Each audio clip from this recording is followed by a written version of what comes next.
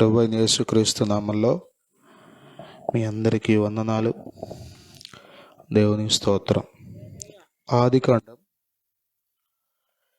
దేవుని వాక్యంలో నుండి ఆదికాండం 45వ అధ్యాయాన్ని మొదటి నుండి కొన్ని వచనాలు చూద్దాం. అప్పుడు యోసేపు తన యొద్ద నిలిచిన వారందరి ఎదుట తను తాను అణుచుకొనజాలక, నా యొద్ద నుండి ప్రతి మనిషిని వెలుపలికి పంపివేయుడని దగ్గరగా చెప్పాను. యోసేపు తన సహోదరులకు తను తాను తెలియచేసి కొనినప్పుడు ఎవరునూ అతని యొద్ద నిలిచి ఉండలేదు. అతడు ఎలుగెత్తి ఏడవగా ఐగుప్తీయులను ఫరో ఇంటి వారును వినిరి. దేవుని స్తోత్రం. హల్లెలూయా. యోసేపు అనేటువంటి ఒక వ్యక్తిని మనం ఇక్కడ చూస్తున్నాం. విశ్వాసులకు తండ్రి, మూలపితరుడైనటువంటి అబ్రహాము యొక్క మనమడు యాకోబు. అతనికి 12 మంది కుమారులు. వారిలో ఒకడు యోసేపు. యోసేపు బాల్యం నుండి పవిత్రతను ప్రేమించినవాడు, తండ్రికి లోబడినవాడు, భయభక్తులు కలిగి జీవించినవాడు. యోసేపు అన్నలు ఒక రకంగా జీవిస్తే యోసేపు మాత్రం చాలా వ్యత్యాసంగా జీవించాడు. అన్నలతో పాటు కలిసి అవిధేయుడిగా జీవించలేదు, కానీ బాల్యం నుండి భయభక్తులు కలిగి నమ్మకంగా జీవించాడు. అందువలన ఊహించని సమస్యలు, అనుకోనని పరిస్థితులు అతని జీవితంలో తటస్థించాయి. మరి చిన్న వయసులోనే అన్నలు అతని మీద పగబట్టి ద్వేషంతో అమ్మివేశారు. అయితే యోసేపుతో దేవుడు తోడుగా ఉన్నాడు కాబట్టి అనేక పరిస్థితుల గుండా యోసేపు వెళ్ళినప్పటికీ దేవుడు అతన్ని విడిచిపెట్టకుండా ఒకానొక రోజున ఐగుప్తు దేశానికి ఒక ఉన్నతమైన నాయకునిగా దేవుడు యోసేపును దీవించాడు. దేవుని స్తోత్రం. హల్లెలూయా, హల్లెలూయా. ఆ సమయంలో ప్రపంచం అంతా కరువు భయంకరంగా ఏలుబడి చేస్తుంది. ఆహారం లేదు, చాలా ఇబ్బందికరమైన పరిస్థితి ఉంది. ఒక్క ఐగుప్తు దేశంలో మాత్రమే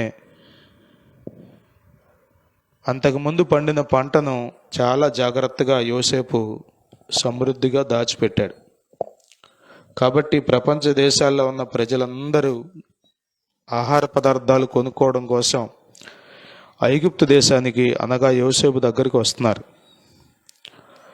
అదే సమయంలో తన ప్రాంతం నుండి, తన దేశం నుండి మరి యోసేపు యొక్క అన్నలు, సహోదరులు ఆహారం కొనుక్కోవడం కోసం వచ్చారు. ఇది రెండవసారి వచ్చినటువంటి సందర్భం.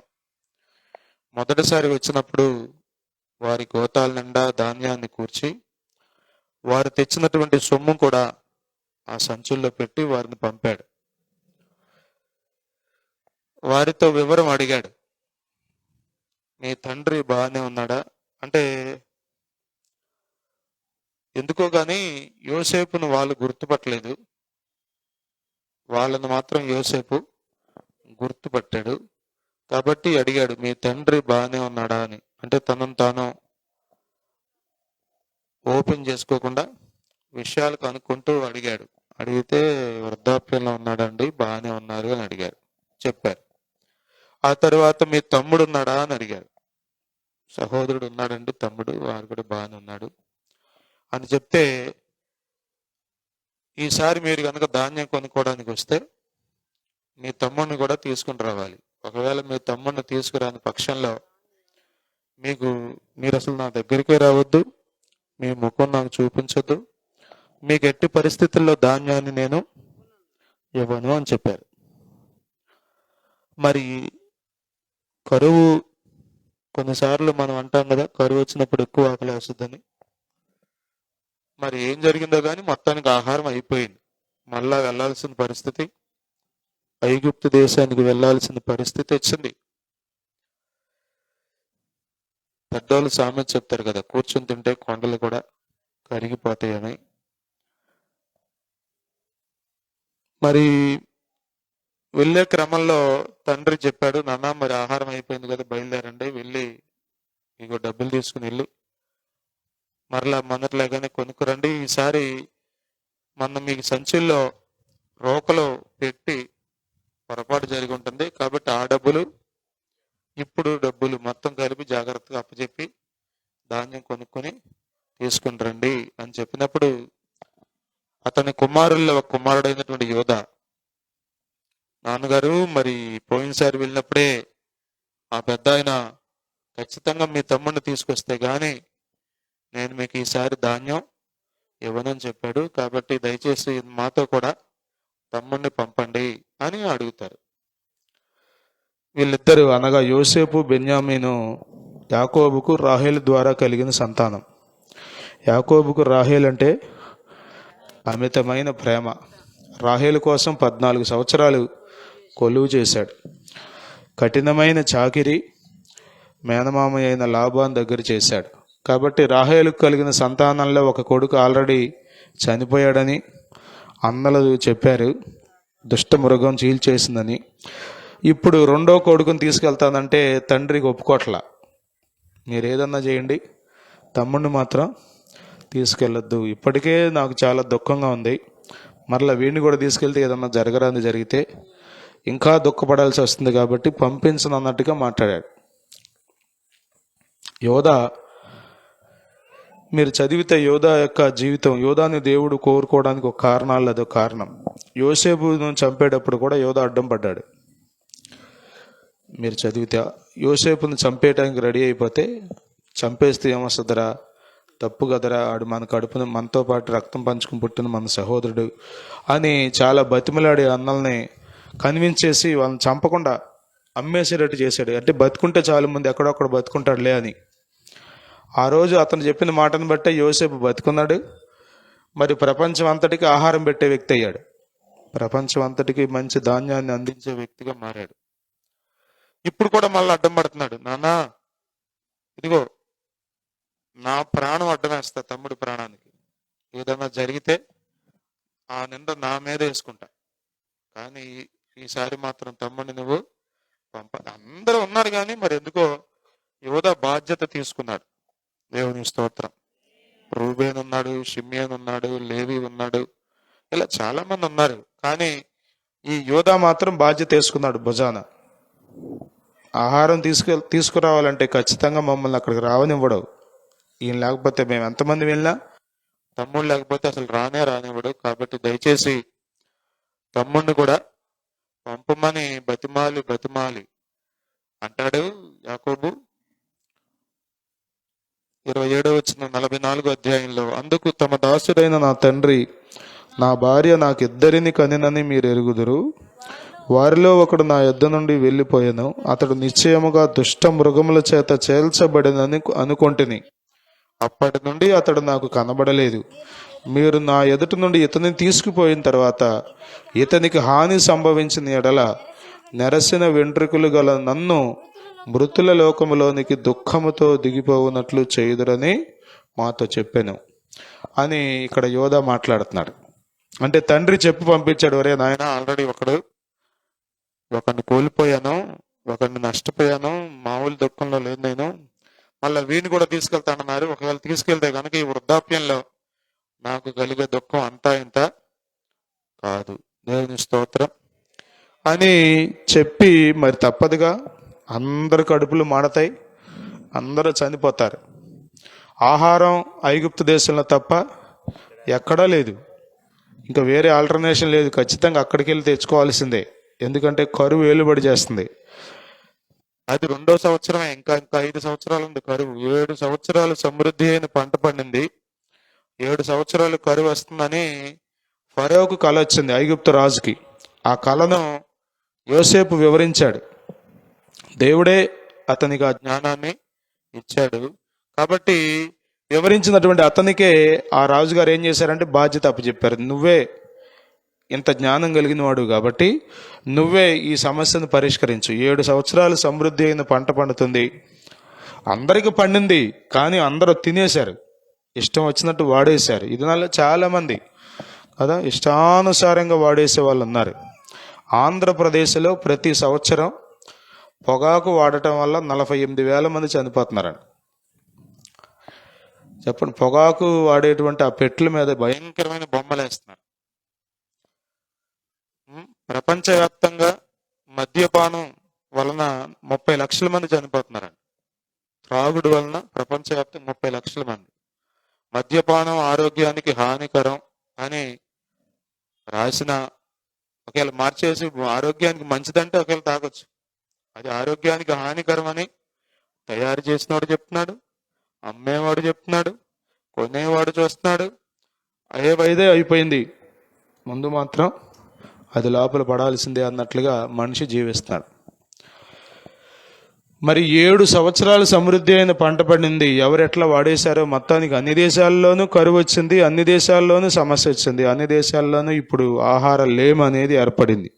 కానీ ఒక్క ఐగుప్తు దేశంలో మాత్రమే సమృద్ధి అయిన పంట పండినప్పుడు జాగ్రత్త చేసే మనిషి అక్కడ ఉన్నాడు. కాబట్టి జాగ్రత్త చేయడాన్ని బట్టి ప్రపంచ దేశానికి పంటలు లేకపోతే ఆహార ధాన్యాన్ని అందించగలిగిన కృప దేవుడు ఐగుప్తు దేశానికి ఇచ్చాడు.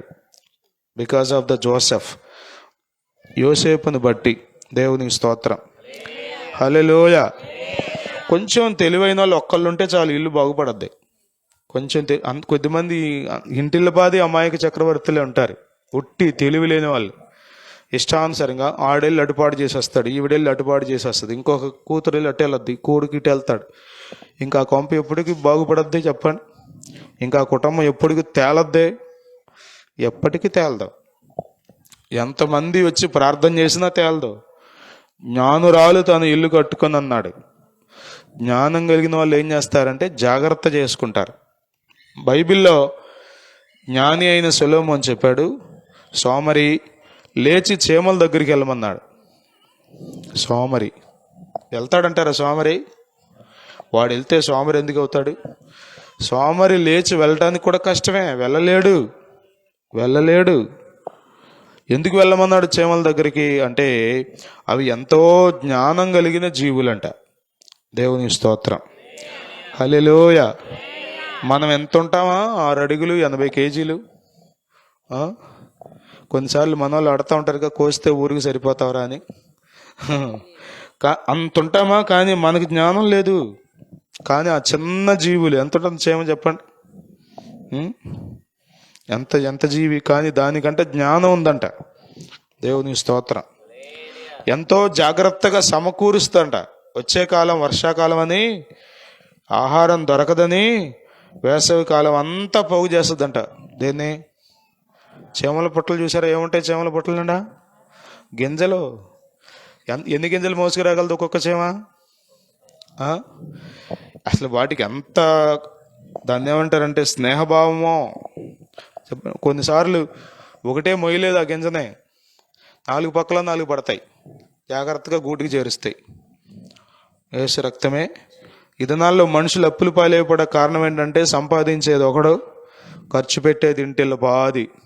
మొత్తం ఎవడికి వాడు వాడేస్తూ ఉంటాడు. వాడు మాత్రం ఆ యజమానుడు అనేవాడు ఉన్నాడు, వాడికి వచ్చిన తిప్పలు. పెళ్ళి ఎందుకు చేసుకున్నానరా, పిల్లల్ని ఎందుకు కన్నానరా అని ఆడవటమే.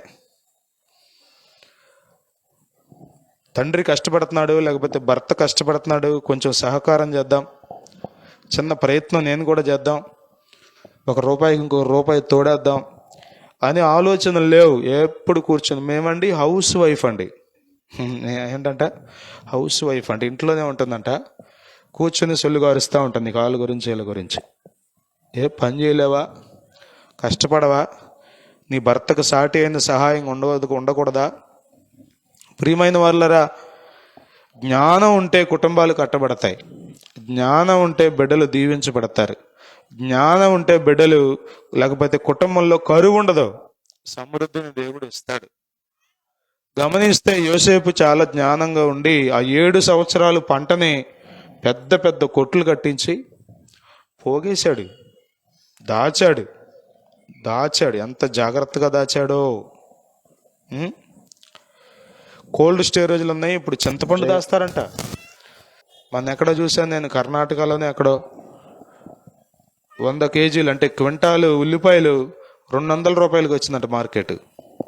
రోడ్డు మీద పోసి దొల్లాడుతున్నాడు రైతు. యేసు రక్తమే. భారతదేశంలో ఉన్న దయనీయమైన పరిస్థితి ఇది. రైతు రోడ్డు మీద దొల్లాడటమే, కానీ ఆ కొనుక్కున్నవాడు మాత్రం రోడ్డు మీద దర్జాగా తిరుగుతాడు కారు వేసుకుని. అది భారతదేశంలో ఉన్న గొప్పతనం. సరే, అటు వెళ్ళొద్దు. కానీ ఇక్కడ గమనిస్తే యోసేపు చాలా జాగ్రత్తగా దాచిపెట్టాడు కాబట్టి అందరికీ ఆహారం దొరుకుతుంది. నేనేం చెప్తున్నా అంటే, ఒక్కడు తెలివైనడు ఉన్న చాలు కుటుంబం కట్టబడుద్ది, గ్రామాలు దీవించబడతాయి. ఊరకే తిరగడమే తప్ప చెప్పండి, ప్రజలకు ఏది అవసరత, కుటుంబంలో ఏం కావాలి గమనించుకునే వాళ్ళు ఏరి. ఆ కలలో వచ్చింది 7 బలిసిన ఆవులను 7 బలహీనమైన ఆవులు మింగేసినాయి అంట. అంటే కరువు సంవత్సరాలు 7 సమృద్ధిగా పంట పండిన సంవత్సరాల పంటను కూడా మింగేసింది. చాలా అంత కరువు వచ్చింది అనమాట, అంత కరువు వచ్చింది. కాబట్టి ఇప్పుడు ఈ సహోదరులు మరి బతిమాలి తండ్రి దగ్గర బతిమాలి తీసుకొచ్చి తమ్ముడిని చూపిస్తే మొత్తానికి తెచ్చి, అసలు ఎంత హానర్ అండి. యోసేపు గుండెల నిండా ప్రేమే. గృహ నిర్వాహకుడు అతన్ని పిలిచి, ఇదిగో వీళ్ళ కొరకు ఒక మంచి భోజనాన్ని సిద్ధపరచు, ఇంటికి తీసుకెళ్ళు అని ఇంటికి పంపించాడు. ఎవరింటికి? యోసేపు ఇంటికి. యోసేపు ఇల్లు ఎలా ఉంటుంది? ఐగుప్తు దేశంలో ఒక మంచి స్థాయిలో, ఒక మంచి ఉన్నతమైన పదవిలో ఉన్నాడు. ఇప్పుడు ఎక్కడికి వెళ్ళాలి వీళ్ళు? యోసేపు గారి ఇంటికి వెళ్తున్నారు. ఇంటికి వెళ్ళాక మొత్తం అక్కడ ఏర్పాట్లు జరుగుతున్నాయి, వాళ్ళకి కావాల్సినవన్నీ ఏర్పాటు చేశాడు. ఈలోపు యోసేపు వచ్చాక అందరూ కలిసి కూర్చుని భోజనం చేస్తుంటే అంట, బైబిల్లో రాయబడింది ఆదికాండం 43వ అధ్యాయం 30వ వచనంలో, అప్పుడు తన తమ్ముని మీద యోసేపునకు ప్రేమ పొర్లుకొని వచ్చెను. అతడు త్వరపడి ఏడ్చుటకు చోటు వెదికి లోపలి గదిలోనికి వెళ్ళి అక్కడ ఏడ్చెను. ఈ మాట చదువుతుంటే నేను ఆశ్చర్యపోయా. ప్రేమ అంట పొర్లుకొని వచ్చిందంట. అనండి ఈ మాట. యోసేపునకు తన తమ్ముని మీద ప్రేమ పొర్లుకొని వచ్చెను కదా. మన వాళ్ళ సామెత ఏంటి? అన్నదమ్ములు అంట ప్రేమ పొర్లుకొని వచ్చే పరిస్థితులు ఉండవంట. ఎట్టొక టాడి వాట కూడా నాకే వస్తుందని. కానీ చూడండి, ఇక్కడ తమ్ముడి మీద అంట యోసేపుకు. మీరు గుర్తుపెట్టుకోండి, అన్ని పరిస్థితుల్లోనూ మనం ప్రేమ కలిగి ఉండాలి. పేదరికంలో కూడా ప్రేమతో ఉండాలి. కొంచెం దీవించబడిన తర్వాత కొంచెం సమృద్ధిలోకి ఎదిగిన అనుభవాల్లోనికి వచ్చినప్పుడు కూడా మనకి తమ్ముడంటే అన్నంటే ప్రేమ పొర్లుకొని రావాలి. అన్ని పరిస్థితుల్లో ప్రేమ కలిగిన వ్యక్తి ఆనందంగా ఉంటాడు. అన్ని పరిస్థితుల్లో ప్రేమ కలిగిన వ్యక్తి ఆరోగ్యంగా ఉంటాడు. అన్ని పరిస్థితుల్లో ప్రేమ కలిగిన వ్యక్తి సమాధానంగా ఉంటాడు. అన్ని పరిస్థితుల్లో ప్రేమ కలిగిన వ్యక్తి సంతోషంగా తన జీవితాన్ని కొనసాగిస్తాడు. ఈ దినాల్లో మనుషులు గుండెల నిండా కపటమే, గుండెల నిండా ద్వేషమే, గుండెల నిండా పగే.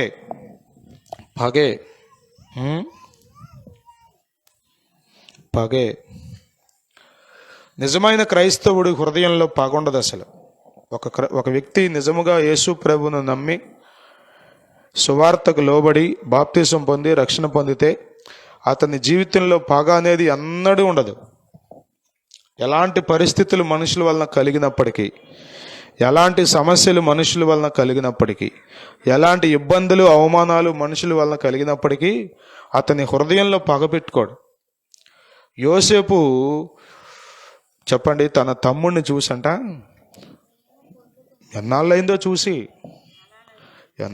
చూసి అయితే అక్కడుండి ఏడవకూడదు కదా, అందుకని లోపలికి వెళ్ళి ఏడుస్తున్నాడంట.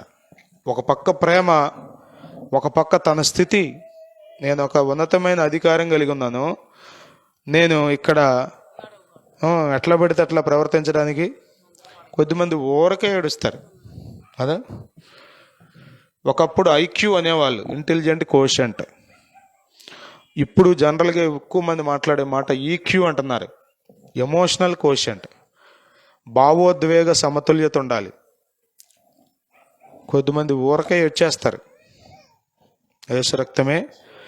ఊరకే ఏడ్చే వాళ్ళు మనుషుల దగ్గర చులకనైపోతారు, మనుషుల దగ్గర మీరు పలసనైపోతారు. యోసేపు ఒక పక్కన ప్రేమతో నింపబడి ఉన్నాడు, అదే సమయంలో తన స్థితిని తాను ఎరిగిన వాడై, తన హోదాను తాను ఎరిగిన వాడి లోపలికి వెళ్ళి ఎవరికి కనపడకుండా ఏడ్చి మళ్ళీ కళ్ళు తుడుచుకుని మొహం కడుక్కొని మళ్ళీ ఫ్రెష్గా వచ్చేస్తున్నాడంట. ఇలా వచ్చాడు, భోజనం చేశాడు, మళ్ళీ వాళ్ళకు సంచుల్లో మళ్ళీ ఫుల్గా ధాన్యం పెట్టాడు. పెట్టి ఇప్పుడు తమ్ముడు సంచిలో వెండి గిన్నె ఒకటి పెట్టి పంపించాడంట. అందరి సంచుల్లో ధాన్యం ఉంది, కానీ తమ్ముడు సంచిలో మాత్రం ఒక వెండి గిన్నె పెట్టాడు. ఈలోపు వెళ్ళిపోతున్నారు వీళ్ళు, సంచులు ఓపెన్ చేసి చూడరు కదా, పట్టుకుని వెళ్ళిపోతున్నారు. ఉదయాన్నే లేచి వెళ్ళిపోతుంటే దారిలో మళ్ళీ వచ్చాడు ఈ గృహ నిర్వాహకుడు. ఏంటయ్యా వచ్చారు ఏంటండి అంటే, మేము మీకు ఎంత మేలు చేస్తే మీరు ఇక్కడి నుంచి దొంగతనం వెండి బంగారం తీసుకెళ్ళిపోతారా? మాకు మా యజమానుడు చూశాడు మీరు తీసుకెళ్ళిన సంగతి, రండి అనకన్నాను. ఇక గుండెలు జారిపోయినాయి. అమ్మ నాయన ఇదేంటి అసలు అని మళ్ళా 11 మంది బయలుదేరి వెనక్కి వచ్చారు. వెనక్కి వచ్చి ఏంటి అసలు మేము చేసింది ఏంటి, మీరు చేసింది ఏంటి? పెట్టింది ఆయనే, పెట్టించింది ఆయనే. వాళ్ళని పరీక్షించడం కోసం, ఇంకా వాళ్ళని వదులుకోవడం ఇష్టం లేక, వాళ్ళని వదులుకోవడం ఇష్టం లేదు, అందుకని వెనక్కి పంపించాడు. మాట్లాడాడు, ఓపెన్ చేశాడు. ఓపెన్ చేస్తే బెన్యామీను సంచిలో అది దొరికింది, వెండి గిన్నె బెన్యామీను సంచిలో దొరికింది. వాక్యం అర్థమవుతుంది మీకు? దేవుని స్తోత్రం. హల్లెలూయా, హల్లెలూయా. ఈ సంచి చూసి, ఈ గిన్నె చూసి మొత్తానికి ఏంటి మీ సంగతి ఏంటి కథా కమామేషి, ముందు వీడిని ఇక్కడ కూర్చోబెట్టాను, మీరు వెళ్ళిపోండి, వీడిని నా దగ్గర దాసుడిగా ఉంచుకుంటా, వెళ్ళిపోండి అన్నాడు. ఇప్పుడు మళ్ళీ యోధ అడ్డం పడ్డాడు. ఎవరు నాయన మీ దండం పెడతానయ్యా, బతిమాలి మా నాన్న దగ్గర తీసుకొచ్చాను నేను, వీడు లేకపోతే మా పని అయిపోయినట్టేను, నేనుంటా. దేవుని స్తోత్రం. ఎట్టా దాసుడిగా ఉండటం బాగుంటుందా, మూట తీసుకెళ్ళిపోయి హాయిగా అక్కడ తినటం బాగుంటుందా? ఏది బాగుంటుంది? వెళ్ళిపోవటం బాగుంటుంది, కానీ అడ్డం పడుతున్నాడు యోధ. యోధాలో గొప్ప. అందుకనే యేసు ప్రభు గురించి ఏం మాట్లాడతాం? యోధా గోత్రపు సింహం కదా. 12 గోత్రాలు ఉన్నాయి, కానీ యేసు ప్రభు వారు తాను అభివర్ణించుకుంటూ యోధా గోత్రపు సింహం అన్నాడు. యోధా స్తుతి గోత్రపు సింహమా యేసయ్యా,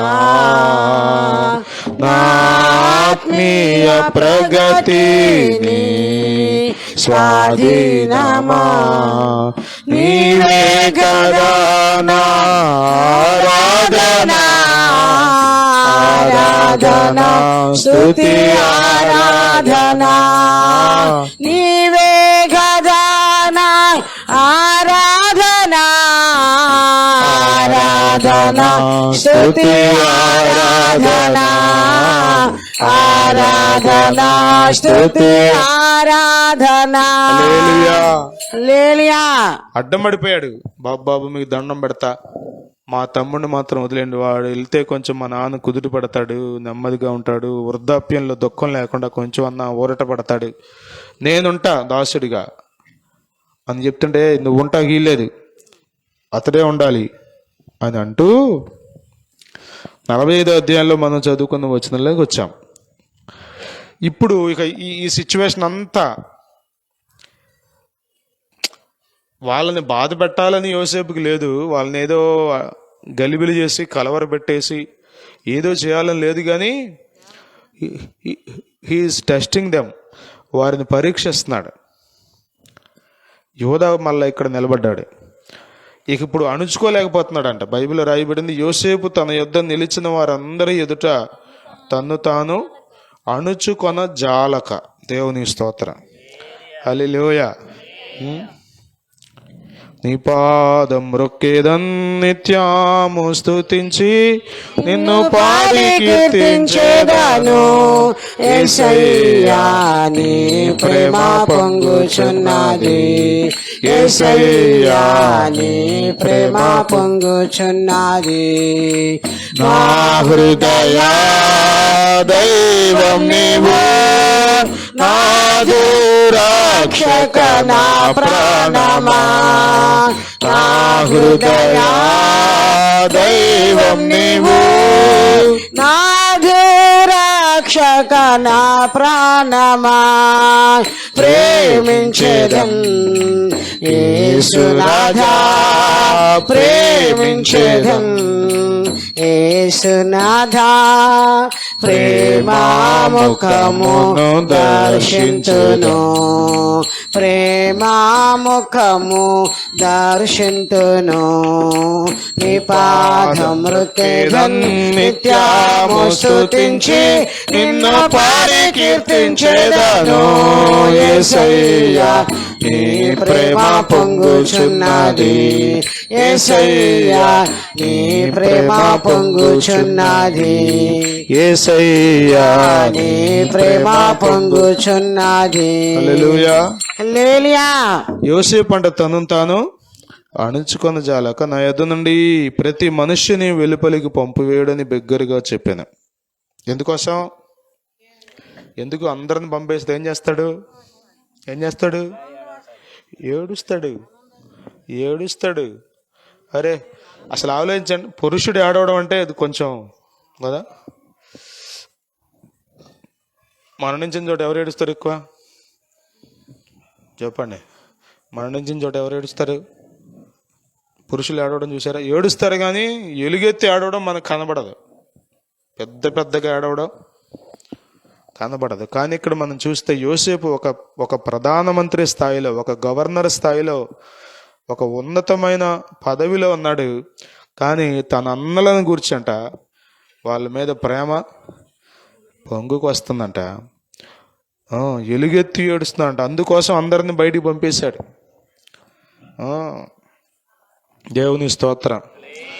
హల్లెలూయా. మాథ్యూస్ గారు అంటూ ఉంటారు, స్త్రీలు అంటే ఏది లోపల దాచుకోరంట, అందుకని ఎక్కువ రోజులు బతుకుతారంట. ఏది వచ్చినా తట్టుకోలేరు, మొత్తం బయటికి కక్కేయాల్సింది అంతే.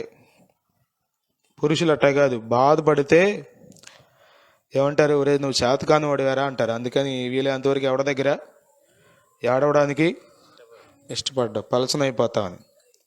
ఇక్కడ యోసేపుడు చూడండి, అతడు అంటే ఏడుస్తున్నాడంట. అతడు ఎలుగెత్తి ఏడవగా ఐగుప్తీయులను ఫరో ఇంటి వారును వినబడిపోయిందంట. చూడలేదు కానీ ఆయన ఏడవడం వాళ్ళకి వినబడిందంట. ఎందుకని? ఎలుగెత్తి ఏడుస్తున్నాడు. దేవుని స్తోత్రం. యోసేపు ప్రభు అయిన యేసుక్రీస్తు వారికి సంపూర్ణమైన సాదృశ్యం. దేవుని స్తోత్రం. యోసేపు అమ్మేయబడ్డాడు. యేసు ప్రభు వారు కూడా 30 వెండి నాణేలకు అమ్మవేయబడ్డారు. అర్థమవుతుందా? అనేక విషయాల్లో యోసేపుకు యేసు ప్రభు వారికి సాదృశ్యం మనకు కనబడుతుంది. ఇక్కడ చూడండి, యోసేపు ఏడుస్తున్నాడు. అక్కడున్న వాళ్ళందరూ వింటున్నారంట. నేను ఈ పూట మీతో చెప్పాలనుకున్న, యోసేపు ఆత్మీయంగా చాలా స్థిరత్వం కలిగినాడు. మీరు భక్తిని రోజు రోజు చేసే కొద్దీ ఏమవ్వాలంటే మీరు స్థిరమైపోవాలి. ఎమోషనల్గా రోజుకో రకంగా మారిపోకూడదు. నిన్నన్నట్లుగా ఇవాళ లేదండి, ఏంటో తేడా వచ్చింది మనిషిలో అనకూడదు మీ గురించి. యోసేపు తన జీవితకాలం అంతా స్థిరం కలిగి ఉన్నాడు. దానికి కారణం ఏంటంటే యోసేపు దేవుణ్ణి నమ్మాడు. దేవుని స్తోత్రం. పరిస్థితుల గురించి ఆలోచించలా, పరిస్థితులను బట్టి కృంగిపోలా, పరిస్థితులను బట్టి కంగారు పడిపోలా, పరిస్థితులను బట్టి వణికిపోలా. జైలుకి వెళ్ళాల్సి వచ్చింది, గోతులో ఉండాల్సి వచ్చింది, నిష్కారణంగా నిందలు పడాల్సి వచ్చింది. ఈ పరిస్థితులన్నిటిలో యోసేపు ఒకటి, మాకు దేవుడున్నాడు, ఆయన అన్నీ చూసుకుంటాడు. నా మట్టుకు నేను నిందారహితునిగా నిర్దోషమైన జీవితం చేస్తున్నాను. నా వైపు నుండి ఏ తప్పు లేదు, ఇక అంతా దేవుడే సెట్ చేస్తాడు అనేటువంటి దృఢమైన విశ్వాసం యోసేపులో ఉంది. అందుకనే యోసేపు స్థిరమైన జీవితం చేశాడు. దేవుని స్తోత్రం, హల్లెలూయా. కొద్దిమంది ప్రభువుని నమ్ముతారు కానీ ఊరకే రోజుకు ఒక డ్రామా వేస్తారు. ఏమందంటే దానికి రెఫరెన్స్లు కూడా చూపిస్తారు. అర్థం, మీరు వెతకాలంటే మీరు ఏ దృష్టితో చూస్తే బైబిల్లో ఆ రెఫరెన్స్లు కనబడతాయి మీకు. అర్థమవుతుందా? యోసేపు అలా అస్థిరుడిగా జీవించలా. బైబిల్లో రాయబడింది, భక్తిహీనులు కదులుచున్న సముద్రం వంటి వారు అన్నాడు. భక్తిమంతుల్ని కదులుచున్న సముద్రంతో పోల్చలా. భక్తి పరులు ఎల్లప్పుడూ స్థిరంగా ఉంటారు. దేవుని స్తోత్రం. 125వ కీర్తనలో మనం చదువుతాం కదా, యెహోవా యందు నమ్మకించువాడు కదలక నిత్యము నిలుచు సియోను కొండవలే ఉంటారన్నాడు. కదలక నిత్యము నిలిచే సియోను కొండవలే మీరుండాలి. దేవుని స్తోత్రం, హల్లెలూయా. కదలకుందువు సియోను కొండవలే, బెదరకుందువు బలమైన సింహం వాలే. కదలకుందువు సియోను కొండవాలే, బెదరకుందువు బలమైన సింహం వాలే. యేసయ్యనే చెంత ఉండగా ఏ చింత నీకింకా లేదుగా. యేసయ్యనే చెంత ఉండగా ఏ చింత నీకింకా లేదుగా. కదలకుందువు సియోను కొండవాలే, బెదరకుందువు బలమైన సింహం వాలే. హల్లెలూయా. ప్రియులారా, ఇతని ప్రేమ ఎందుకు ఇంత ప్రేమ వచ్చిందంటే అతని హృదయంలో పాపం లేదు. పాపాన్ని లక్ష్య పెట్టే మనసు లేదు అతడికి. ఏ వ్యక్తి జీవితంలో అయితే పాపం ఉండదో, పాపాన్ని లక్ష్య పెట్టే మనసు ఉండదో, అతడు ఎల్లప్పుడూ మనుషుల్ని ప్రేమించే వ్యక్తిగా, దేవుణ్ణి ప్రేమించే వ్యక్తిగా ఉంటాడు. దేవుని స్తోత్రం. ఎఫెసీ పత్రిక 5వ అధ్యాయంలో అపోస్తలుడైన పౌలు గారు అంటారు, సంఘానికి రాస్తూ మొదటి 2 వచనాల్లో, కాబట్టి మీరు ప్రియులైన పిల్లల వలె దేవుని పోలి నడుచుకోండి. ప్రియులైన పిల్లల వలె దేవునిని పోలి నడుచుకోండి. ఎట్లా దేవుని పోలి నడుచుకోవడం అంటే, క్రీస్తు మిమ్మును ప్రేమించి పరిమళ వాసనగా ఉండుటకు మన కొరకు తను తాను దేవునికి అర్పణముగాను బలిగాను అప్పగించుకొనెను. అలాగుననే మీరును ప్రేమ కలిగి నడుచుకొనుడి. దేవుని స్తోత్రం. ప్రియులరా, దేవుడు మన నుండి కోరేది ప్రేమ.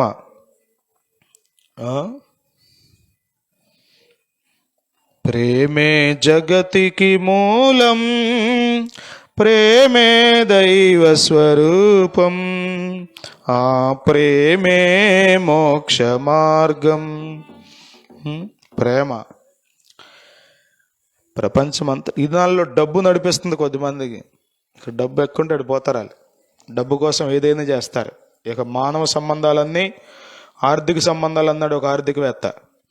ఆర్థిక సంబంధాలు కాదు, నీవు ఉన్న స్థితిలో ఉన్నావా, ఉన్నత దశలో నీవు ఉన్నావా, తోటివాడిని ప్రేమించలేకపోతున్నావా, భేదం చూసి అసహించుకుంటున్నావా, దరిద్రుని చూసి ఎగతాళి చేస్తున్నావా, నీవు దేవుని బిడ్డవు కాదు. దేవుని స్వరూపం నీలో లేదు. ఎన్ని మాటలైనా చెప్పు, కానీ నీలో ప్రేమ ఉంటే అది నీ ఆత్మీయ జీవితానికి స్థిరాన్ని ఇస్తుంది, బలాన్ని ఇస్తుంది, నిన్ను ఇంకా ముందుకు సాగిపోయేటట్లుగా చేస్తుంది. దేవుని స్తోత్రం.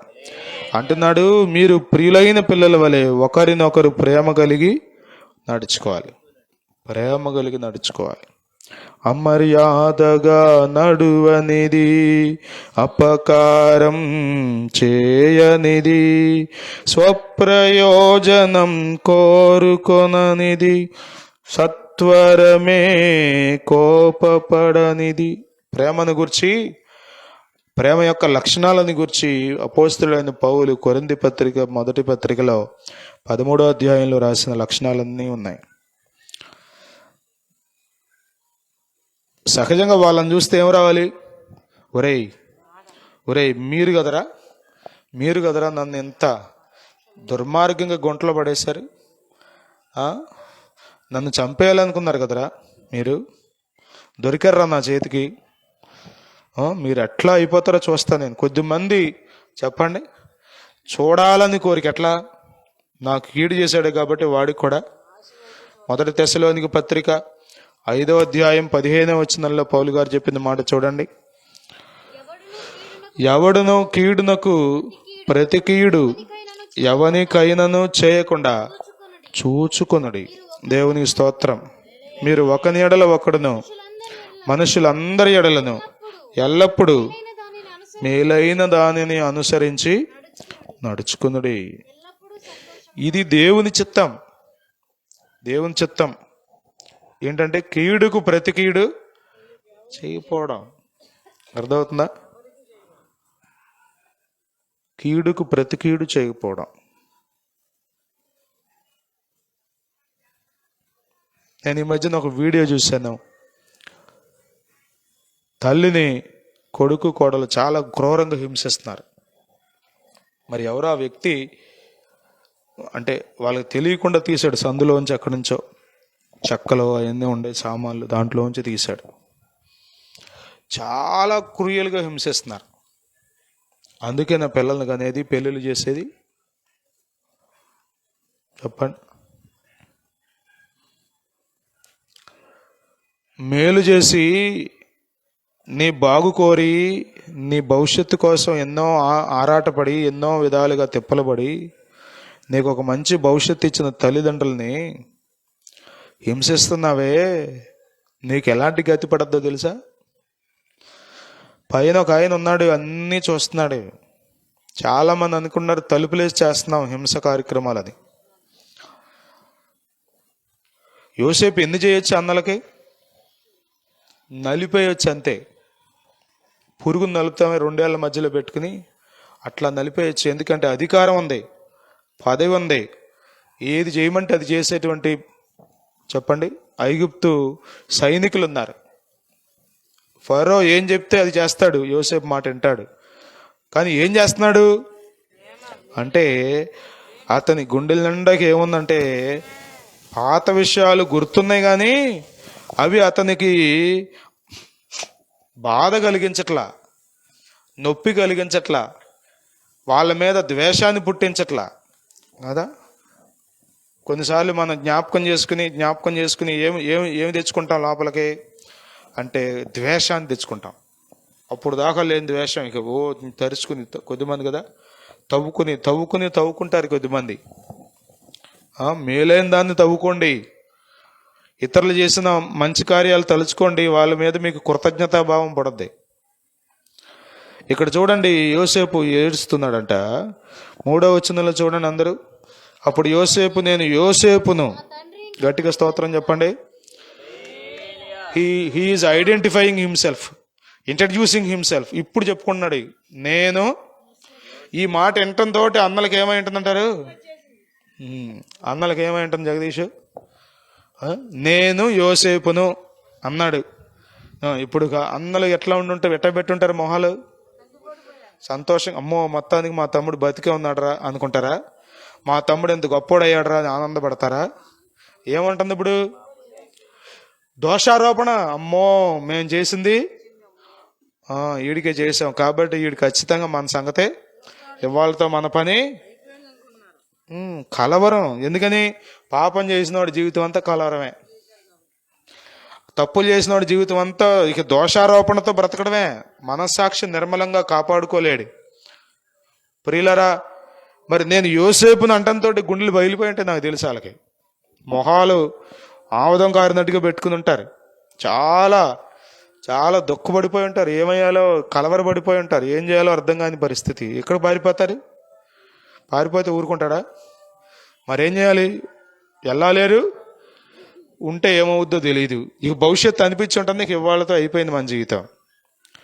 ఈ సంచులు, ఈ ధాన్యం, ఇంకేముంది మొత్తం మనం స్మాష్ లేపేస్తాడు ఇవాళ మననే అనుకున్నారు. వాళ్ళు ఏమనుకున్నారో మొత్తానికి అంటున్నాడు, నేను యోసేపును, నా తండ్రి ఇంకా బతికి ఉన్నాడా అని అడిగినప్పుడు ఉమ్. ఇప్పుడు దాకా జవాబులు చెప్పిన వాళ్ళు ఇప్పుడంటే ఇక మాట రావట్లేదంట. ఎందుకు మాట రావట్లేదు చెప్పండి, ఎందుకు మాట రావట్లేదు? అర్థమైపోయింది ఎదుటి వ్యక్తి ఎవరో. ఇప్పుడు దాకా అతను ఒక ఐగుప్తీయుడు, ఒక రాజుగారి దగ్గర ఒక ప్రధానమంత్రిగా పనిచేస్తున్నాడు, మెయిన్ ఇంత ఈయనే చూసుకుంటాడు అనుకున్నారు. కానీ ఈయన మా తమ్ముడు అనే సంగతి ఎప్పుడైతే తెలిసిందో ఇక మాట రాట్లా. నోటి మాట పడిపోయిందంటారే, పడిపోయింది. యేసు రక్తమే జయం. బైబిల్ చెప్తుంది సామెతలు 28:1 నీతిమంతులు సింహం వలె ధైర్యంగా ఉంటారు. దేవుని స్తోత్రం. హల్లెలూయా, హల్లెలూయా, హల్లెలూయా.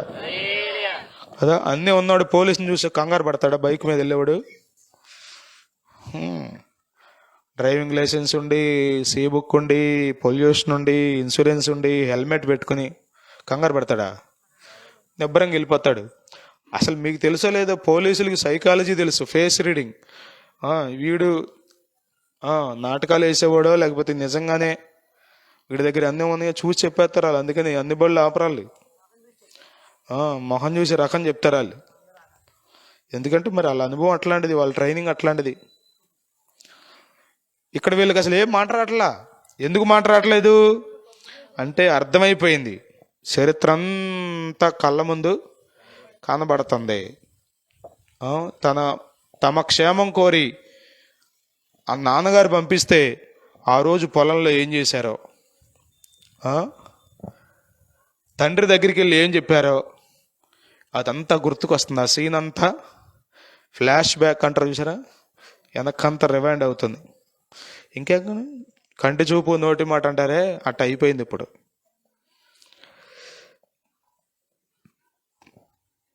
కొన్నిసార్లు ఎదుటి వ్యక్తి ఎలా రియాక్ట్ అవుతాడో మనం ఊహించలేం. సహజంగా ద్వేషంతో నింపబడిన వ్యక్తికి ఎదుటోడు కూడా దేంతో నింపబడతాడు అనుకుంటాడు?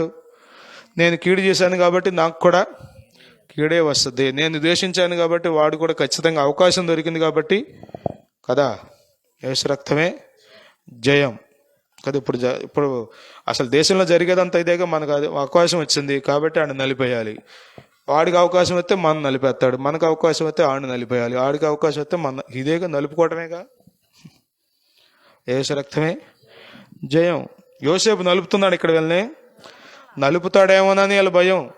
ఇక మన పని మాట్లాడలేదు. చదవండి, ముగించేస్తాను. 4వ వచనం. అంతటి యోసేపు నా దగ్గరకు రండని తన సహోదరులతో చెప్పినప్పుడు వారు అతని దగ్గరకు వచ్చారు. ఏమన్నాడు? ఇప్పుడు ఏం చేయమంటే అది చేయాలి, తప్పదో. ఒకటి మెయిన్ కారణం అధికారం ఉంది, ఇంకంతే. అతడు 4 గింజలు ఇస్తే ఇప్పుడు పట్టుకెళ్ళాలి, తండ్రికి భోజనం పెట్టాలి. దగ్గరికి రమ్మంటే దగ్గరికి వచ్చారంట. అప్పుడు అతడు ఐగుప్తునకు వెళ్ళినట్లు మీరు అమ్మివేసిన మీ సహోదరుడైన యోసేపును గుర్తు చేస్తున్నాడు. మామూలు యోసేపుని కాదు, నేను ఎవరినో తెలుసా? మీరు అమ్మేశారు చూసారా? అమ్మేసిన యోసేపును నేనే. అయినను నేను ఇక్కడికి వచ్చినట్లు మీరు నన్ను అమ్మివేసినందుకు దుఃఖపడకుడి. గట్టిగా ఒకసారి స్తోత్రం చెప్పండి. హల్లెలూయా. ఏమన్నాడు? మీరు దుఃఖపడద్దు, మీ హృదయాలు కలవరపడద్దు, మీరు బుర్ర పాడు చేసుకోవద్దు. మీరు నన్ను పంపారు కానీ ఇది దేవుడు, మీ ప్రాణరక్షణ కొరకు దేవుడు మీకు ముందుగా నన్ను చూసారా. అంటే మనుషులు చేసిన దాన్ని కూడా చెప్పండి, దాన్ని దేవుని యొక్క చిత్తంగా, దేవుని యొక్క ప్రణాళికగా యోసేపు ఎంత చక్కగా ఆలోచన చేస్తున్నాడు. మనం ఏంట ఇప్పుడు మాట్లాడిన మనుషులు చేశారు, కావాలని చేశారు, నా మీద ఇదే గొడవగా. వారికి దేవుడు అనుమతించాడు, ఇది దేవుని ప్రణాళికలో ఒక భాగం అన్న సంగతిని గ్రహించిన వాడు ఖచ్చితంగా దీవించబడతాడు, ఖచ్చితంగా ప్రజలకు దీవెనకరంగా ఉంటాడు, కుటుంబానికి ఆశీర్వాదకరంగా ఉంటాడు, సమాజానికి దీవెనకరంగా ఉంటాడు, దేశానికి ప్రయోజనకరంగా ఉంటాడు. మనుషులు చేసినా అందులో దేవుని ప్రణాళిక ఉంది, ప్రాణరక్షణ కొరకు. ఒకవేళ యోసేపే లేకపోతే ప్రపంచ దేశాలన్నీ కరువుతో మలమల మాడిపోయి ప్రాణాలు కోల్పోవాల్సి వచ్చేది. ఒక్క యోసేపును వాళ్ళు ద్వేషంతో అమ్మివేసినా, పగతో పాడు చేయాలని చూసినా దానిని కూడా దేవుడు ప్రజల క్షేమం కొరకు మార్చాడు. మనం ఆరాధించే దేవుడు సమస్తమును సమకూడి మేలు కొరకు జరిగించే దేవుడు అయి ఉన్నాడు. హల్లెలూయా, హల్లెలూయా అంటున్నాడు. 6వ వచనం, 2 సంవత్సరముల నుండి కరువు దేశములో ఉన్నది, సేద్యమైనను కోతైనను లేని సంవత్సరములు ఇంకా 5 వచ్చును. మిమ్మను ఆశ్చర్యముగా రక్షించి దేశములో మిమ్మను శేషముగా నిలుపుటకును ప్రాణముతో కాపాడుటకును దేవుడు మీకు ముందుగా నన్ను పంపించెను. ఎవరు పంపించారు? మీరు తోలేశారనుకున్నారేమో, మీరు అమ్మేశారనుకున్నారేమో, కానీ దేవుడు పంపించాడు. స్తోత్రం, హల్లెలూయా. కదా, మనం ప్రతిదీ మనుషులకు ఆపాదిస్తాం. ఆమె చేసింది, అతడు చేశాడు, ఇట్లా చేశారు, కావాలని చేశారు, మిగ మా తోడుకు వాళ్ళు చేశారు, మా అత్త. కానీ ఇది దేవుడు చేశాడు. పంపించింది ఎవరు? దేవుడే. అందులో ఆ దేవుని ప్రణాళికలో మీరు భాగం అయ్యారంతే. ఇట్లా కూడా ఆలోచించచ్చా? ప్రేమతో నింపబడిన వ్యక్తి ఇట్లాగా ఆలోచన చేస్తాడు. దేవుని స్తోత్ర, హల్లెలూయా, హల్లెలూయా. కదా, ఉదాహరణకి కూతురు కొంచెం కూరలో ఉప్పు ఎక్కువ వేసింది అనుకోండి, ఏమంటావు నువ్వు? ఏముందలేమ్మా, ఇప్పుడే మనుషులంగా పొరపాట్లు జరగకుండా ఉంటాయా అంటావు. కోడలు వేస్తే ఎట్లా అంటావో నీకే తెలియాలి. ఇది యేసు రక్తమే. మనిషికి తగ్గట్టుగా మాట మారిపోకూడదు. నీ హృదయంలో ప్రేమ నింపబడితే ఒకవేళ ఆమె కావాలని చేసినా నిన్ను బట్టి ఆమె మారద్ది. దేవుని స్తోత్రం. నీలో నుండి ప్రేమ పొర్లుకొచ్చి ఆమెలోకి ప్రవహిస్తుంది. ఇప్పుడు అంత ప్రేమ ఎక్కడుంది మనకి? యేసు రక్తమే. చినికి చినికి గాలివాన చేసి బందర బజారు చేసుకోవటమేగా మన ఇల్లు. అంటున్నాడు, దేవుడు నన్ను ముందుగా పంపించాడు కాబట్టి దేవుడే గాని, బా గట్టిగా సార్ చప్పట్లు కొట్టండి. దేవుడే అంటే అర్థం ఏంటి? కంత ఎవరి మీద పంపుతున్నాడు?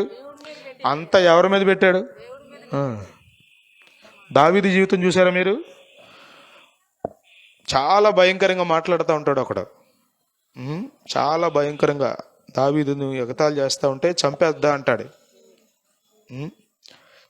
దేవుడే అనుమతించాడరా నాన్న, ఊరుకోరా, నువ్వు ఆవేశపడిపో, మాకు కోపం తెచ్చుకో, మాకు వెళ్ళిపోయి చంపేస్తాను అన్న, మాకు దేవుడే వాడిని అనుమతించాడు. దేవుని స్తోత్ర. అన్నిటికీ మీరు రియాక్ట్ అయిపోకూడదు. కొద్దిమంది అన్నిటికీ రియాక్ట్ అయిపోతారు. అసలు ఏమి అనకపోయినా రియాక్ట్ అయిపోతారు. కొద్దిమంది ఏమి జరగకపోయినా రియాక్ట్ అయిపోతారు, ఏదో జరిగిపోయిందని ఊహించుకుని. మీరు చూసే దృష్టిని బట్టి పరిస్థితి కనబడుతుంది. మీరు ఏ దృష్టితో చూస్తే ఆ పరిస్థితి అలా కనబడుతుంది అంతే. మీరు అనుకూలమైన దృష్టితో చూస్తే అనుకూలంగానే కనబడద్ది. మేము చిన్నప్పుడు కెమెరాలు ఉండేవి, దాంట్లో నెగిటివ్ ఉండేది, ఫిల్మ్ ఉండేది. ఇప్పుడంతా వీటిలో ఫిల్మ్లే ఉండవు. కెమెరాలు అన్నీ డైరెక్ట్గా మెమరీ కార్డులు, యూఎస్బి కార్డులేగా. నెగిటివ్ అంటే మీకు తెలుసా? తెల్లగా ఉండేది నల్లగా కనబడేది, నల్లగా ఉన్న జుట్టు తెల్లగా కనబడేది. మీరు చూస్తే ఫిల్మ్, నెగిటివ్ ఫిల్మ్ చూస్తే మీ ఫిల్మ్ మీకు ఇచ్చేవాళ్ళు, పాస్పోర్ట్ సైజుల ఫోటోలతో పాటు ఆ ఫిల్మ్ కూడా ఇచ్చేవాళ్ళు మనకి. ఒకవేళ ఎవరికన్నా అర్జెంటుగా ఫోటోలు కావాలంటే ఈ ఫిల్మ్ వాళ్ళకి ఇస్తే ఫోటో ల్యాబ్లో, కలర్ ల్యాబ్లో దిద్ది మనకి ఇచ్చేవాళ్ళు. నెగిటివ్లు ఎలా కనబడద్ది? తెలుపు నలుపుగా కనబడద్ది, నలుపు అది నువ్వు చూసే దృష్టిని బట్టి ఉంటుంది అంతే. నువ్వు ఏ దృష్టితో చూస్తావో అలా కనబడద్ది. ఇక్కడ యోసేపు తన జీవితంలో జరిగినవన్నీ దేవుడే. దేవుడే. దేవుని స్తోత్రం, హల్లెలూయా, హల్లెలూయా. దేవుని చిత్తానికి మనలను మనం అప్పగించుకోవాలి. దేవుని సార్వభౌమాధికారాన్ని మనం అంగీకరించాలి. అది ఏం జరిగినా, ఎలా జరిగినా దేవుడే జరిగించాడు, దేవుడే అనుమతించాడు, దేవుడే పంపాడు. ఒకవేళ మీలో ఆ మనసు కలిగినప్పటికీ అందులో కూడా దేవునికి ఒక గొప్ప ప్రణాళిక హానికరమైన ప్రణాళిక కాదు, కానీ సమాజానికి దీవెనకరమైన ఆలోచన దేవుడు కలిగి ఉన్నాడు అంటున్నాడు. చదవండి. కాబట్టి దేవుడే గాని మీరు నన్ను ఇక్కడికి పంపలేదు, ఆయన నన్ను ఫరోకు తండ్రిగాను అతని ఇంటి వారికి అందరికీ ప్రభువుగాను ఐగుప్తు దేశం అంతటి మీద ఏలికగాను నాయకుడు అవ్వాలని, దీవించబడాలని, ఒక ఉన్నత స్థితి కావాలని మనందరం కోరుకుంటాం. ఎట్లా వస్తుంది ఇది? ఎట్లా వస్తుంది అంటే ప్రజలను ప్రేమించేవాడిగా ఉంటే, కీడు చేసిన వారికి కీడు చేయకుండా, కీడు చేసిన వారికి సైతం ప్రేమించి మేలు చేయాలనే మంచి మనసు కలిగిన వారైతే ఒక్కొక్క మెట్టు పైకెక్కే అవకాశం ఉంటుంది. దేవుని స్తోత్రం. హల్లెలూయా, హల్లెలూయా, హల్లెలూయా. ఈ మధ్యన ఒక స్టేట్మెంట్, మీరు అందరిని గుర్తుపెట్టుకోండి, ఒక్కొక్కరి సంగతి చూద్దాం అన్నదాన్ని. నువ్వు అట్లా చూసుకుంటూ వెళ్తే నువ్వు అక్కడే ఉంటావు, ఇంక పైకి ఎదగలేవు. అర్థమవుతుందా? మీకు ఎవరెవరు నష్టం కలిగించారో, మీకు ఎవరెవరు ఇబ్బంది కలిగించారో, మిమ్మల్ని ఎవరెవరు ఎన్నెన్ని మాట్లాడినారో అన్ని రాసి పెట్టుకోండి. నేను వస్తా ఒక రోజున వచ్చి మీ వాళ్ళందరి సంగతి. ఎట్లా రాణిస్తాడు దేవుడు నిన్ను? ఇక్కడ యోసేపు ఏలిక అయ్యాడంట ఐగుప్తు దేశం అంతటి మీదకి, లేకపోతే ఫరోకు తండ్రిగా అతని ఇంటి వారందరికీ ఎట్లా అవుతాడు అసలు? చెప్పండి. ఏం చేశాడంటే యోసేపు దైవికమైన ప్రేమతో నింపబడి ప్రతి పరిస్థితుల్లో దేవుని నమ్మి ఆత్మీయ జీవితాన్ని స్థిరంగా కాపాడుకుని దేవునిని వెంబడించాడు. కాబట్టి దేవుడు అతన్ని ఒక స్థితిలో నిలబెట్టాడు. దేవుని స్తోత్రం. 51వ కీర్తనలో దావీదు ప్రార్థన చేస్తాడు. 51వ కీర్తనలో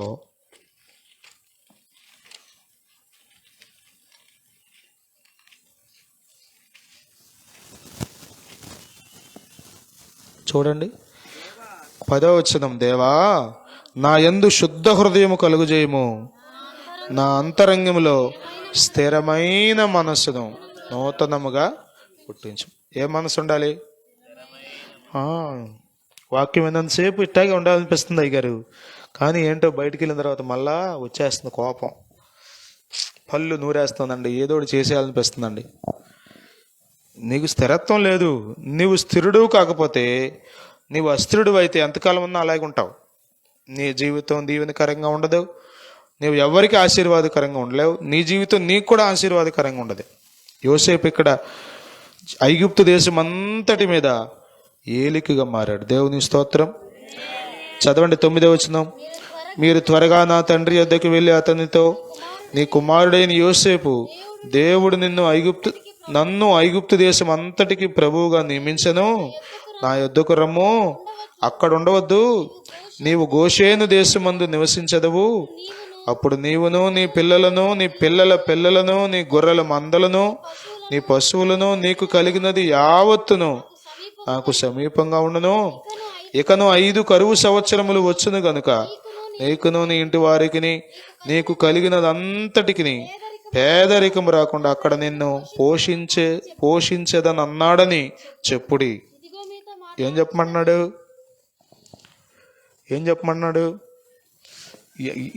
ఎంత కృపో చూడండి, ఎంత ప్రేమో. పిల్లలని, గేదెలని, పశువుల్ని, ఆవుల్ని, దూడల్ని, గొర్రెల్ని, మందల్ని, సమస్తాన్ని. ఇప్పుడు మీకు పెట్టమంటే పెడతారు కానీ అందరికి పెడతారా? దేవుని స్తోత్రం. హల్లెలూయా. పోషిస్తానంటున్నాడు. ఎందుకు పోషించాలి అసలు? ఎంతకాలం పోషించారు లెక్కేసుకుంటే యోసేపు వాళ్ళు? ఎంతకాలం అవకాశం ఇచ్చారు వాళ్ళు అసలు ఇంటి దగ్గర ఉంటాకి? లేదు అవకాశం. చాలామంది లెక్కలు వేసుకుంటారు కదా, చదివింపులు కూడా అంతే, లెక్కలు వేసుకుని రాసుకుని జాగ్రత్తగా వాళ్ళు 500, సరే 500 ₹1 తక్కువ అవ్వకుండా ₹1 అయితే 501 మనం ఎక్కువ ఇచ్చాం. ఇదంతా లెక్కలు వేసుకునే సమాజం కదా. కానీ యోసేపు అంటున్నాడు, అందరినీ పోషిస్తాం మీరు నా దగ్గరికి వచ్చేయండి. దేవుని స్తోత్రం. హల్లెలూయా. మీరు చదివే ప్రతి మాటలో యోసేపు మనసును చూడాలి. యోసేపు మనసును చూసారా? అతని మనసు నిండా ప్రేమ. స్తోత్రం. హల్లెలూయా. మెక్కటమైన ప్రేమ ఏ వ్యక్తి గుండెల్లో అయితే ఉంటుందో ఆ వ్యక్తి ఎక్కడికి వెళ్తాడో మనం చెప్పలేము, ఎంత ఉన్నతమైన స్థితిలో ఉంటాడో. ప్రేమ లేని వాళ్ళు ఉన్నతమైన స్థితిలో ఉంటే కుటుంబాలు పాడైపోవటమేగా, సమాజం నాశనం అయిపోవటమేగా, దేశమంతా పగతో నిండిపోవటమేగా. మతాల మధ్యలో చిచ్చులు పెట్టేవాళ్ళు, కులాల మధ్యలో చిచ్చులు పెట్టేవాళ్ళు, మనుషుల మధ్యలో చిచ్చులు పెట్టేవాళ్ళు దేవుని యొక్క లైన్లో లేరు. వాళ్ళు దేవుని ప్రేమ వాళ్ళలో లేదు. ప్రియమైన వారలారా, మీరు ఎంత ఉన్నతమైన స్థితిలో అయినా ఉండండి, కానీ మీలో దేవుని ప్రేమ ఉంటే మీరు జనములకు దీవెనకరంగా ఉంటారు. మీరు ఈ లోకాన్ని దాటి వెళ్ళిపోయినా తరాలు చెప్పుకుంటారు మీ గురించి. యోసేపు ఎప్పుడు కాలమోడు చెప్పండి, కానీ ఇప్పుడు కూడా మనం మాట్లాడుకుంటున్నాం. ఇప్పుడే కాదు, ఇక ముందు కూడా ఎన్ని తరాలు వచ్చినా అన్ని తరాల వారు మాట్లాడుకుంటారు. కారణం యోసేపు ద మ్యాన్ ఆఫ్ లవ్, ప్రేమ కలిగిన వ్యక్తి. ఏదో కొంచెం కొంచెం అరకొర ప్రేమ కాదు, పొర్లే ప్రేమ. దేవుని స్తోత్రం. పొంగే ప్రేమ, కుమ్మరించబడిన ప్రేమ. అంటున్నాడు, మీకు కలిగిన యావత్తు పోషిస్తా నేను. క్రిందకు రండి. ఇదిగో 12వ వచనం చదువుతున్నా. ఇదిగో మీతో మాట్లాడుచున్నది నా నోరే అని. ఏంటి ఒకవేళ కంగారు పడుతున్నారా? ఎవరు మాట్లాడుతున్నారు అనుకున్నారు? కలగదంటున్నా అనుకోమాకండి, భ్రమల్లో ఉన్నాం అనుకో. నిజంగానే మాట్లాడుతున్నా నేను, అబద్ధం కాదు ఇది. కన్ఫర్మేషన్ ఇస్తున్నాడు.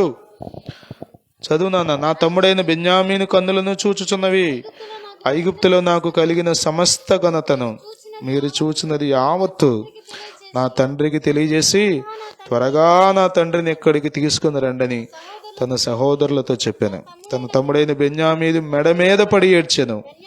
బెన్యామీను అతని మెడ మీద పడి ఏడ్చాను. 15వ వచనం. అతడు తన సహోదరులందరినీ, వాళ్ళు వస్తున్నారు ముద్దు పెట్టుకోడానికి. ఎవరు స్టెప్ వేసుకున్నాడు? నష్టపోయింది ఎవరు? కీడు చూసింది ఎవరు? చెప్పండి. ఆపద అనుభవించింది ఎవరు? ఇప్పుడు స్టెప్ వేసి ముద్దు పెట్టేది ఎవరు? ఆ స్థితిలో మీరు ఉండాలి. మీకు తెలియదు అయ్యగారు నేను ఎన్ని పడ్డాను ఆ మనిషి వలన, మీకు తెలియదు అయ్యగారు ఆ మనిషి నన్ను ఎంత ఇబ్బంది పెట్టిందో. నువ్వు అక్కడే ఉంటావు ఎంతకాలం ఉన్న ఆత్మీయంగా స్థిరంగా ఉండలేవు, భౌతికంగా ఆశీర్వదించబడలేవు, ఎవరికి సమాజంలో దీవెనకరంగా నువ్వు బ్రతకలేవు. అంతే. ఇక్కడ అంటున్నాడు, అతడు తన సహోదరులందరినీ, నేను అనుకుంటాను వరుసలే ఉన్నారే వాళ్ళు 11 మంది, ఒక్కొక్కడి దగ్గరికి వెళ్తున్నాడు యోసేపు, ముద్దు పెట్టుకున్నాడు. బా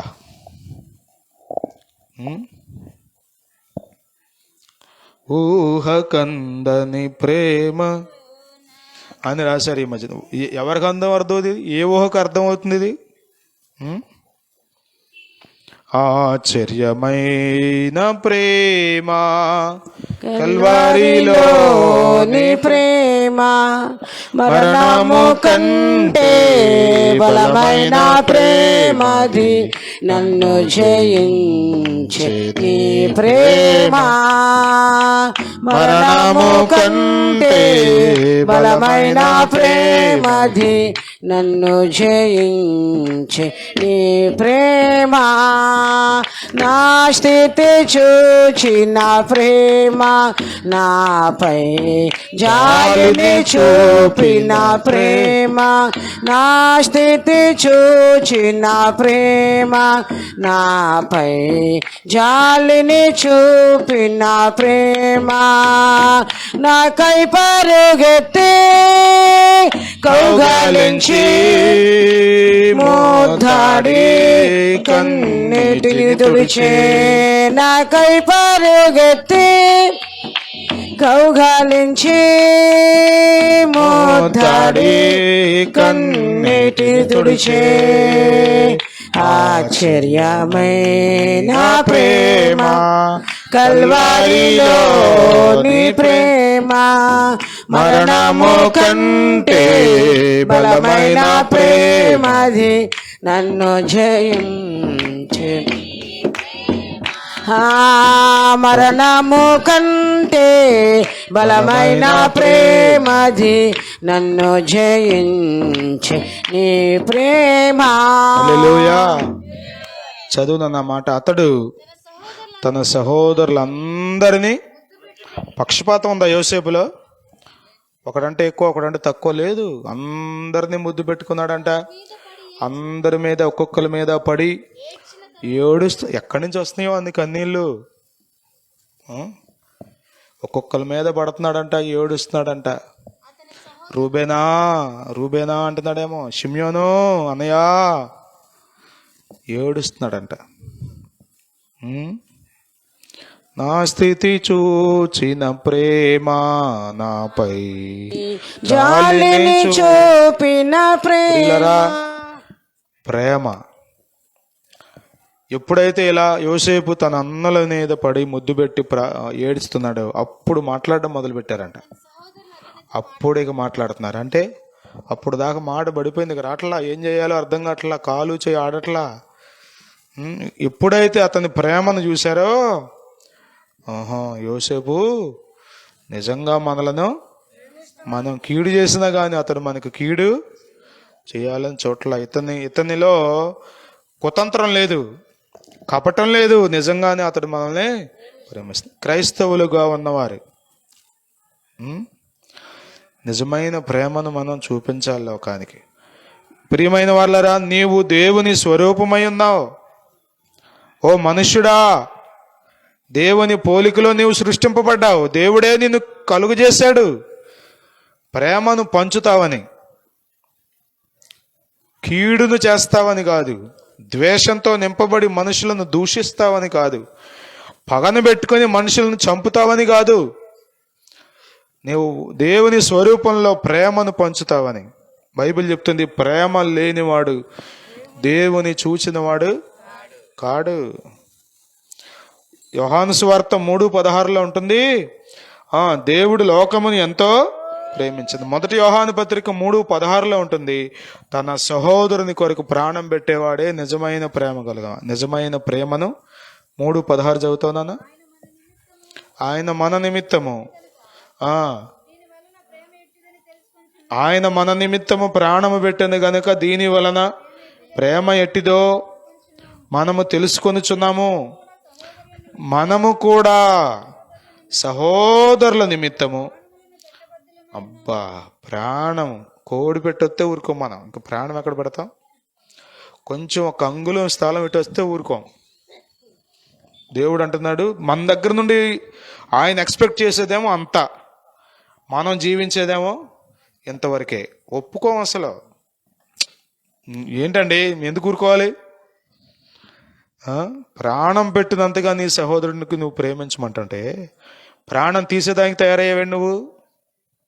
కొద్దిమంది ఏంటంటారే, నిప్పులు జిమ్ముతున్నారని. నిప్పులు. ఆత్మీయంగా నీవు స్థిరంగా ఉండాలి అంటే, అన్ని విషయాల్లో దీవించబడి అనేక మందికి ఆశీర్వాదకరంగా మాదిరికరంగా నీవు జీవించాలంటే నీ హృదయం ప్రేమతో నింపబడాలి. నీవు ప్రేమను పంచే వ్యక్తిగా మారాలి, యోసేపులాగా మారాలి. యోసేపు చెప్పండి, ఫలించడి కొమ్మ, దాని కొమ్మలు గోడ మీద ఎక్కి వ్యాపించునన్నాడు. అట్టి గొప్ప ఆధిక్యత యాకోబు పలికిన వాగ్దానం యోసేపు స్వతంత్రించుకున్నాడు. కారణం ఏంటంటే అతడు ప్రేమతో ఫలించాడు. దేవుని స్తోత్రం. హల్లెలూయా, హల్లెలూయా. దోషాలు కనబడుతున్నాయంటే ఏమి లేనట్టు చెప్పండి. డాక్టర్ గారు 4 చూస్తాడు, కండ్రెప్లెట్ చూస్తాడు. ఎందుకు చూస్తాడు? జ్వరం ఉందనే. అమ్మో, తెల్లగా ఉందనుకోండి, అర్థం ఏంటి? అది దోషాలే నీ నోటింత ఎప్పుడు మనుషుల గురించి వాళ్ళు చేసిన తప్పులే వస్తున్నాయి అనుకోండి, అంటే ఏమి లేనట్టు. అది నీ 4 చూసి చెప్పొచ్చు, నీ మాటలను బట్టి చెప్పొచ్చు, నీవు ప్రేమహీనతలో ఉన్నావు. అర్థమవుతుందా? జాగ్రత్త పడకపోతే నష్టపోయి నరకంలో పడిపోతావు. దేవుని యొక్క ఉగ్రతకు గురవుతావు. సాతాను ఉచ్చుల్లో కబంధ హస్తాల్లో బిగుసుకుపోయావు నువ్వు. ప్రేమను కలిగి జీవించుదాం. సాధ్యమైనంత వరకు, ప్రాణం పోయేటంత వరకు ప్రేమనే పంచుదాం. క్రీస్తు చూపిన మాదిరిలో అడుగుజాడలో నడుద్దాం. యోసేపు వలె జీవిద్దాం. ప్రభు మనల్ని బట్టి మహిమ పొందాలి. ప్రభు మనల్ని బట్టి ఆనందించాలి. ప్రభు మనల్ని బట్టి ఇతడు నిజంగా నా బిడ్డ అని చెప్పగలగాలి. అటు గొప్ప ఆధిక్యతలో మనం జీవించడానికి పరిశుద్ధాత్ముడు మనందరికీ సహాయం చేయండి గాక. ప్రార్థన చేసుకుందాం.